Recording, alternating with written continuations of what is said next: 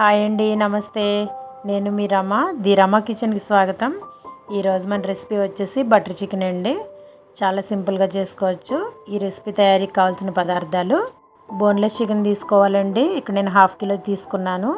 Cut చేసి పెట్టుకున్నటువంటి ఉల్లిపాయ ముక్కలు, బటరు, 2 కప్స్ వరకు పెరుగు కావాలి, 2 టమాటాలు ప్యూరీ చేసి పెట్టుకోవాలి, కొంచెంగా జీడిపప్పు, గసగసాలు మిక్సీ పట్టి పేస్ట్ చేసి పెట్టుకోవాలి.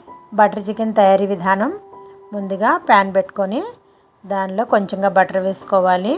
బటర్ వేడైన తర్వాత కొంచెం ఆయిల్ కూడా యాడ్ చేసుకోవాలి. ఇక్కడ బటరు ఆయిల్ 2 మిక్స్ చేసి కర్రీ చేస్తామండి.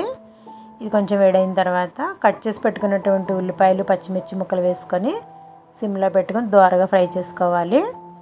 ఉల్లిపాయలు బాగా ఫ్రై అయిన తర్వాత కొంచెంగా ఉప్పు, పసుపు 2 వేసుకొని ఇంకొంచెంసేపు ఫ్రై చేసుకోవాలి. ఉల్లిపాయలు పచ్చిదనం ఉండకూడదు. ఉల్లిపాయలు బాగా వేగిన తర్వాత 2 స్పూన్ల వరకు అల్లం వెల్లుల్లి పేస్ట్ వేసుకోవాలి. అల్లం వెల్లుల్లి పేస్ట్ కొంచెం ఎక్కువ పడుతుందండి చికెన్ కాబట్టి. అల్లం వెల్లుల్లి కూడా వేసిన తర్వాత బాగా ఫ్రై చేసుకోవాలి, పచ్చివాసన పోయేలాగా.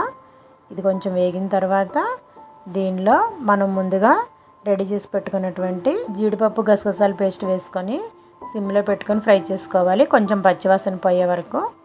ఇది బాగా వేగిన తర్వాత శుభ్రం చేసి పక్కన పెట్టుకున్నటువంటి చికెన్ కూడా యాడ్ చేసుకోవాలి.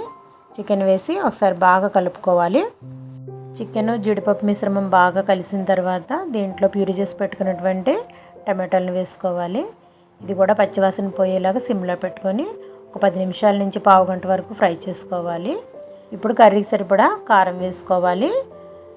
అప్పుడే గరం మసాలా కూడా యాడ్ చేసుకోవాలి. ఇవి 2 వేసిన తర్వాత ఒకసారి బాగా మిక్స్ అయ్యేలా కలుపుకోవాలి. తర్వాత మనం ముందుగా తీసుకున్నటువంటి పెరుగుని ఇందులో యాడ్ చేసుకోవాలి. ఈ పెరుగు అనేది బాగా పుల్లటిదై ఉండకూడదు, కొంచెం కమ్మటి పెరుగు అయితే కర్రీకి బాగుంటుందండి. ఇవన్నీ వేసి మిక్స్ చేసిన తర్వాత కొంచెంగా కొత్తిమీర వేసుకొని కుక్కర్ మూత పెట్టి 2 విజిల్స్ మాత్రమే రానివ్వాలండి, అందుకంటే ఎక్కువ వేయించుకోకూడదు. 2 విజిల్స్ తర్వాత కుక్కర్ మూత తీసి చూస్తే ఈ స్టేజ్లో ఉంటుందండి కర్రీ అనేది. ఇలా ఉంటే కరెక్ట్గా అయిపోయినట్టే. ఇప్పుడు మనం కొంచెంగా పంచదార వేసుకోవాలి. 1/2 స్పూన్ అయితే సరిపోతుంది.